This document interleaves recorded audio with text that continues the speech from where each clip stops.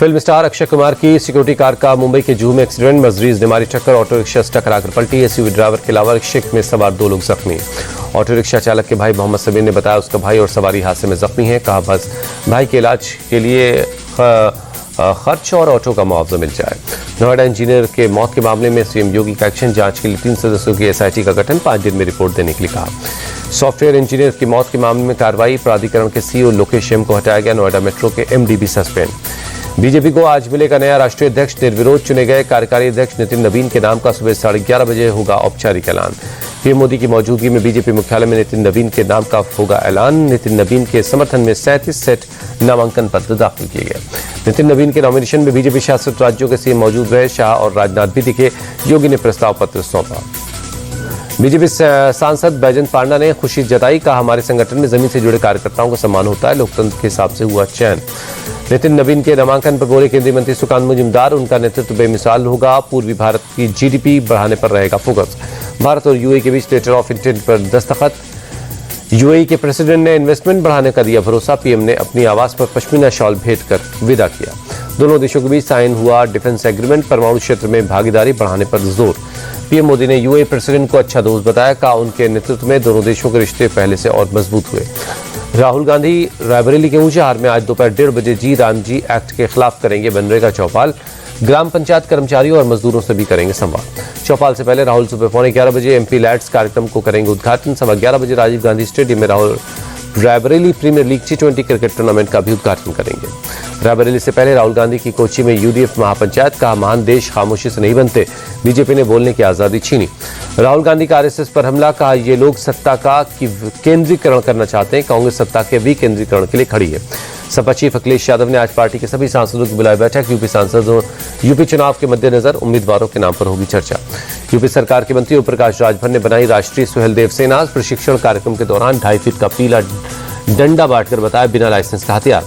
महाराष्ट्र निकाय चुनाव में 29 मेयर पदों के लिए कैटेगरी के हिसाब से होगा सिलेक्शन। 22 जनवरी को निकलेगी आरक्षण की लॉटरी। उद्धव गुट को लॉटरी के जरिए मेयर बनाने का भरोसा है। अरविंद सावंत बोले SC/SC कैटेगरी का उम्मीदवार सिर्फ यूबीटी के पास है। महाराजगंज में बीजेपी नेता गौतम तिवारी का नोटों के बंडल के साथ वीडियो वायरल हो रहा। फर्श पर 500 के नोटों के बंडल मोबाइल लाइट में देखते नजर आ रहे हैं गौतम तिवारी ने वीडियो में दिखाए गए नोटों को बताया नकली, कहा तंत्र मंत्र की जाल में फंसाया गया। 1 करोड़ 43 लाख की ठगी का आरोप लगाया। संभल में कब्रिस्तान पर मस्जिद बनाने की कोशिश नाकाम, 7 गांव वालों पर FIR, तथ्य छिपाकर सरकारी जमीन पर कब्जे का आरोप है।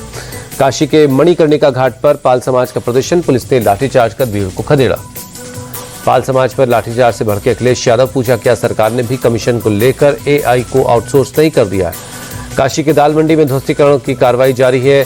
निर्माण के खिलाफ प्रशासन की मौजूदगी में तोड़ा गया लोगों के मकानों का हिस्सा। बहराइच में अतिक्रमण के खिलाफ एक्शन, मेडिकल कॉलेज के अंदर बनी मजार और निर्माण को हटाया गया। बंगाल में SIR ड्राफ्ट लिस्ट से हटाए गए 1 करोड़ से ज्यादा मतदाताओं के नाम को उन लोगों को मिलेगा दूसरा मौका। सुप्रीम कोर्ट ने दस्तावेज पेश करने के लिए 10 दिनों की मोहलत बढ़ा दी है। सुप्रीम कोर्ट के फरमान पर टीएमसी सांसद अभिषेक बनर्जी का बयान, बीजेपी के नाम काटने वाली साजिश एक्सपोज हुई, ये बंगालियों की बड़ी जीत है।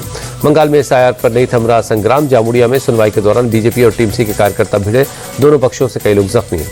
मुर्शिदाबाद में वेरिफिकेशन को लेकर अराजकता, बीजेपी जिला अध्यक्ष की कार में तोड़फोड़, टीएमसी वर्कर्स ने आगजनी के बाद नारेबाजी की। दिल्ली में पूर्व राष्ट्रपति रामनाथ कोविंद ने रिस्पॉन्सिबल नेशंस इंडेक्स नाम के ग्लोबल इंडेक्स को लॉन्च किया। 154 देशों के इंडेक्स में भारत को 16वां स्थान मिला है। वर्ल्ड इंटेलेक्चुअल फाउंडेशन ने JNU और IIM मुंबई के मदद से 3 साल में इसे तैयार किया। नागरिकों, इंटरनेशनल कम्युनिटी और नेचर के प्रति किसी देश की जिम्मेदारी इससे आधारित होती है।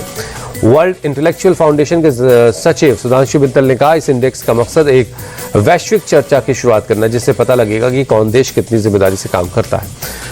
बुलंदशहर में हाईवे पर दर्दनाक हादसा, तेज रफ्तार कार बेकाबू होकर डिवाइडर से टकराई, सामने से आ रहे ट्रक ने रौंदा, 3 लोगों की मौत। तमिलनाडु के कल्लाकुरिची में नदी महोत्सव के दौरान हीलियम सिलेंडर फटने से एक शख्स की मौत, हादसे में 18 लोग जख्मी हो गए। यूपी के हापुड़ में एक घर की तलाशी के दौरान पुलिस ने बरामद किया विस्फोटक की सामान, गन, कॉटन पाउडर के साथ साथ पटाखा बनाने वाली चीजें बरामद हुई।